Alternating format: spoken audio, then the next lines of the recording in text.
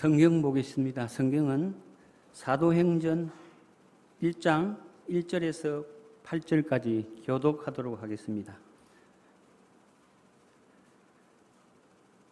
데오빌로여, 내가 먼저 쓴 글에는 무릇 예수께서 행하시며 가르치시기를 시작하심부터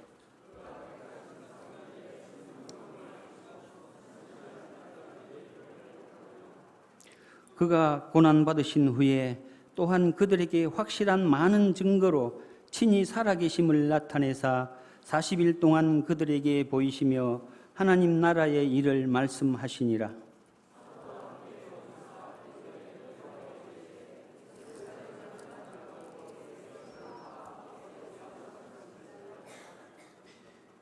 요한은 물로 세례를 베풀었으나 너희는 맨날이 못되어 성령으로 세례를 받으리라 하셨느니라.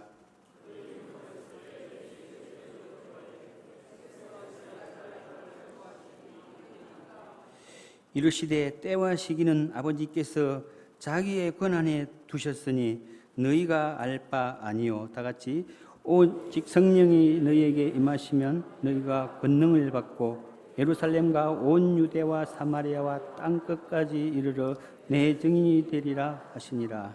아멘. 할렐루야. 좋으신 하나님 찬양합니다. 하나님 오늘도 살아계시고 우리와 함께 하시는 거 믿으시고 믿음으로 나아가서 승리하는 우리 모두가 되기를 주의 이름으로 축원합니다. 제목 우리 다시 한 번 더 읽어볼까요? 다 같이 한번 따라하겠습니다. 땅끝까지 이르러.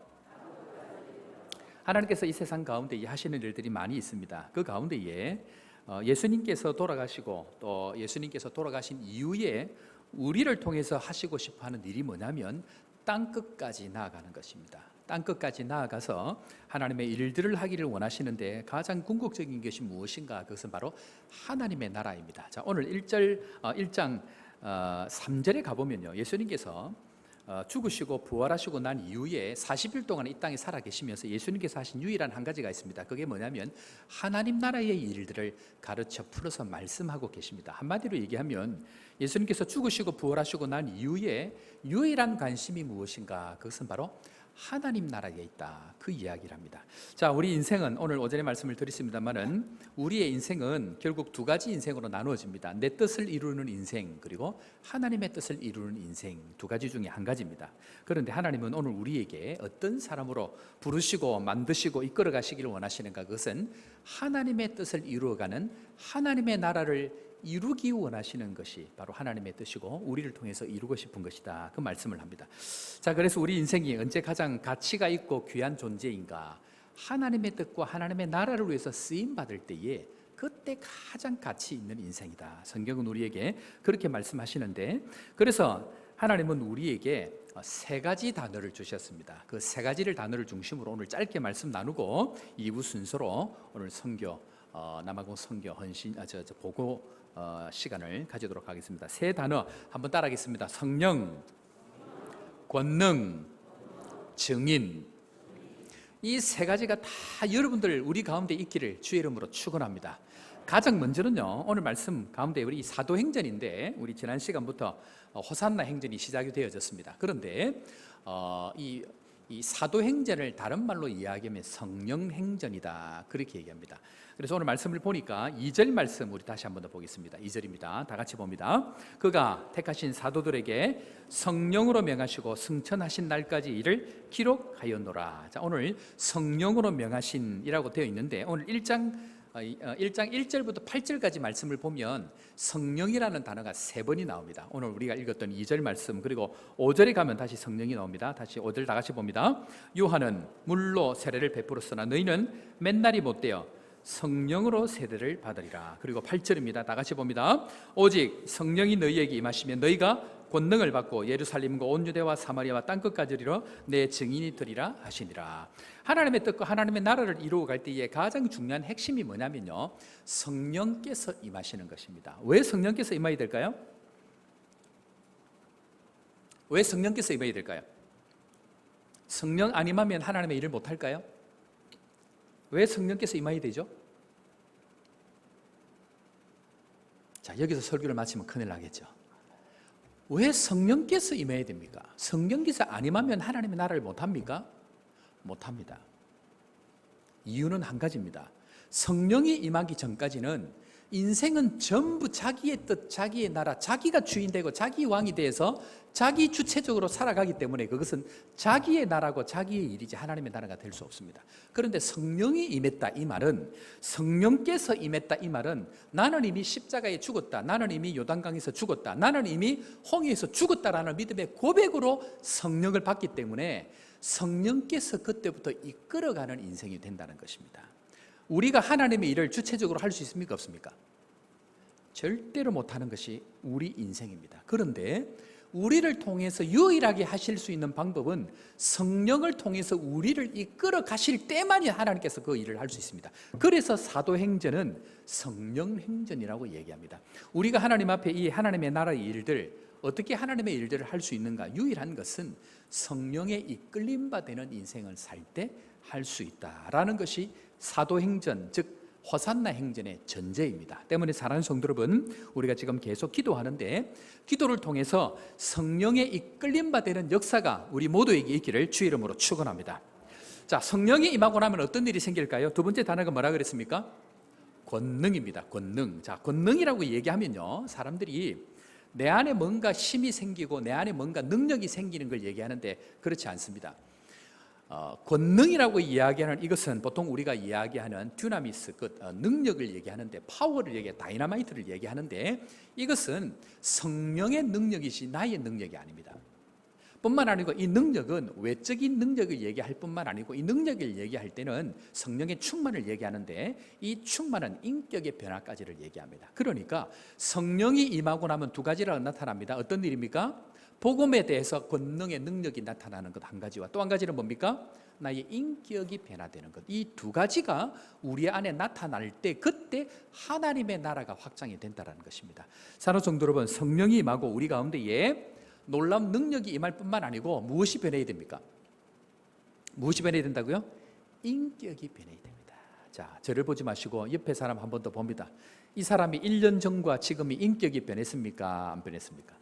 변한 것 같습니까? 예, 변해야 됩니다. 그래서 세상에서 제일 큰 욕이 뭔지 아십니까? 제가 오늘 욕 하나를 가르쳐 드리겠습니다. 세상에서 제일 큰 욕, 예수 믿고 나서 제일 큰 욕은 그대로시군요. 예, 변함이 없으시군요. 이게 욕입니다. 욕. 옆에 사람한테 이 욕 하지 않기를 바랍니다. 어제와 오늘 우리는 달라야 됩니다. 그래서 1년 전에 우리 교회 모습과 지금 모습은 달라야 됩니다. 오늘 새가족부 공부를 하는데 등록 안 하신 분이 이렇게 오셨습니다.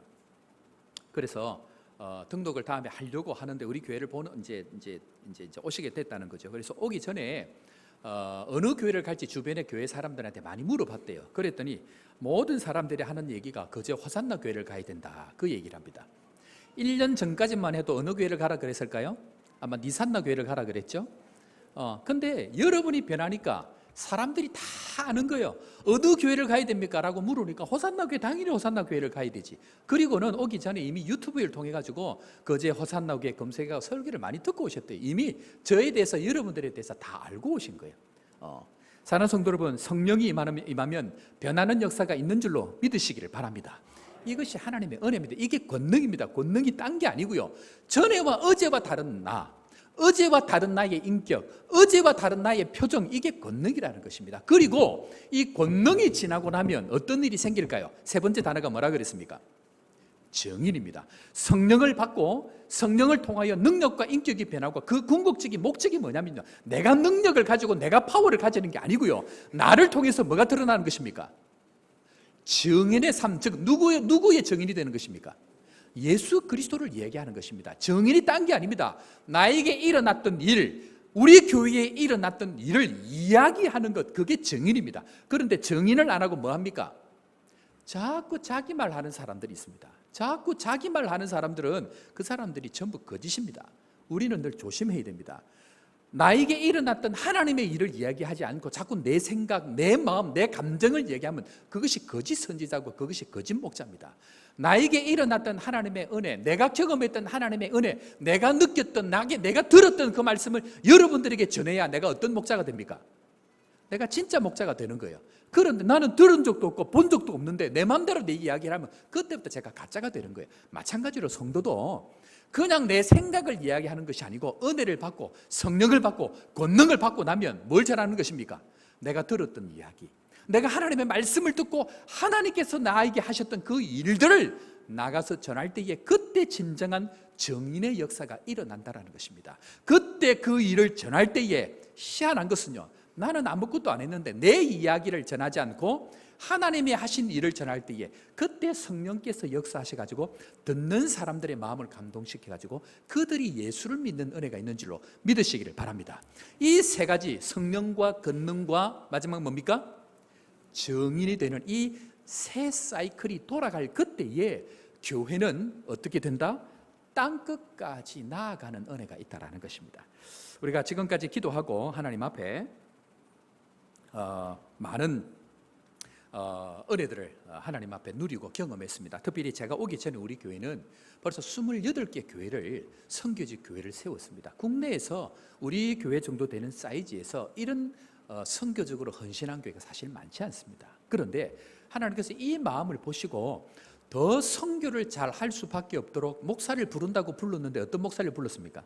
선교하던 목사를 불러가지고 이제는 선교를 마음껏 할 수 있는 토양을 만드셔가지고 이번에 남아프리카 공화국 선교지 방문을 했는데 참 큰 은혜들이 있었습니다. 오전 예배 시간에 제가 잠깐 말씀을 드렸는데 하나님께서 우리 교회를 선교하기로 작정을 한 교회같이 하나님 은혜를 베풀어 가시는데 이번에 저희들이 이제 선교지 방문을 가기로 결심을 이렇게 이제 결정을 했는데 여러분들 목사가 담임 목사가 제가 된 지가 지난 12월입니다. 그러니까 12월 달에 결정해서 7월 달 7월 말에 갔으니까 7개월 만에 선교지 방문을 팀을 이끌고 하는데 이런 경우가 사실 잘 없습니다. 그러니까 우리 교회가 이미 이거에 대해서 오픈이 되어 있고 열린 마음으로 되어 있기 때문에 이 일들이 진행이 됐고 날짜를 딱 정하는 그 순간부터 의료팀들이 붙기 시작을 했는데 사실은 제가 좀 더 다시 설명하겠지만 이 일들은 남천교회가 지금까지 그 일들을 해서 복음병원의 원장부터 시작해서 이 의사들이 진행이 되어졌던 그런 일들입니다. 그런데 제가 여기 오고 나서 남천교회를 못 가고 우리 교회가 이 일을 통해서 하나님께서 하게 하시는 은혜가 있는데 이번에는 사실 제가 주도적으로 뭔가 요청을 하지 않았습니다. 그런데 하나님께서 감동을 주셔가지고 오경승 교수, 그 부원장을 지내셨던 이 교수님 중심으로 한 번도 가보지 않았던 치과팀들을 구성을 하게 되고 그래서 오경선 교수님 그리고 부원장 되시는 권 교수님 그리고 또 그쪽 분야에 탁월한 사람들 치과의사까지 다 붙어가지고 총 14명이 붙었는데 그중에 복음병원 간호부장 그 분야에서 탁월한 사람들을 전부 다 하나님께서 붙이는 은혜가 있다는 것입니다. 이것을 통해서 뭘 느끼느냐? 하나님께서 이걸 기뻐하신다는 것입니다. 복음 전하고 선교하는 이것을 하나님께서 기뻐하시기 때문에 우리 교회에 새로운 힘을 불어넣어주기 위해서 하나님께서 그 팀들도 같이 가게 하시는 은혜가 있었다는 것입니다. 사랑하는 성도 여러분, 하나님께서 이 선교의 역사, 땅끝까지 복음을 전하는 이 역사를 시작하셨을 뿐만 아니고 우리를 통해서 하시는 일을 기뻐하신다는 걸 믿으시고 이 일에 동참하시고 함께 하시는 믿음의 성도 되기를 주 이름으로 축원합니다. 선교 일이 진행이 될 때에 하나님께서 안전하게 잘 다녀올 수 있도록 하나님 은혜를 베푸셨습니다. 오전 예배 시간에도 잠깐 말씀을 드렸지만 남아공은 전 세계 강도, 강간, 도둑이 제일 많은 나라 중에 한 군데입니다. 그런데 선교 일정 있는 동안 아무 일 없이 잘 다녀온 것 자체가 하나님 앞에 감사한 일입니다. 두 번째는 많은 선교 현장들을 돌아보았습니다. 물론 저희들이 다 돌아보지는 못했지만 일정이 되는 한도만큼 최선을 다해서 이렇게 돌아보았는데 선교사님들을 만나고 사역자들을 만났는데 선교에 있어서 가장 중요한 원칙 중에 한 가지가 있습니다. 한번 따라하겠습니다. 선교는 선교사입니다. 선교는 선교사입니다. 무슨 말이냐면요, 선교는 하나님이 하십니다. 그런데 하나님은 어떻게 하시냐면 선교사님들을 통해서 하십니다. 선교사님들의 인격, 선교사님들의 신학, 선교사님들의 철학, 선교사님들의 성품에 따라서 그 선교지는 전부 다 달라집니다. 그래서 어떤 의미에서는 선교는 선교사다라고까지 이야기할 수 있습니다. 그래서 저희들이 이번에 했던 것은 사실은 단기 선교라고 이름을 붙이지 않고 뭐라고 붙였습니까? 선교지 방문이라고 얘기를 붙였습니다. 이유는 선교는 선교사님들이 합니다. 그러나 우리는 가서 뭐 했을까요? 이 선교사님들을 위로하고 격려하고 협력하고 하는 이 일들을 저희들이 하고 왔습니다. 그래서 우리에게 필요한 것은 직접 우리가 갈 수 없지만 세워주신 선교사님들을 돕고 뿐만 아니고 제가 이제 앞으로 조금 더 이제 구체적으로 제가 얘기할 텐데 제가 선교사 출신이지만 선교 아프리카 이야기를 많이 했지만 제가 선교 현장에 대한 선교적인 전략과 이론과 방법에 대해서는 제가 일체 한 번도 얘기를 하지 않았습니다. 이유가 뭐냐면 보지 않은 상태에서 이야기를 하면 이해가 잘 안 됩니다. 그런데 이제 요번에 가셔서 보신 분들이 계시기 때문에 이 말이 이제 조금 이해가 될 텐데 선교사님들을 위로하고 격려하는 목적이 뭐냐면 선교 전략이나 방향이 제대로 갈 수 있도록 도와줘야 됩니다. 그것이 굉장히 중요합니다. 이 얘기는 우리가 또 다음에 또 한 번 더 하겠습니다. 세 번째는요, 하나님의 성령의 선교의 물줄기를 우리 교회로 바꾸신 것입니다. 자, 이 얘기 무슨 말이냐면 요하네스버그 한인교회가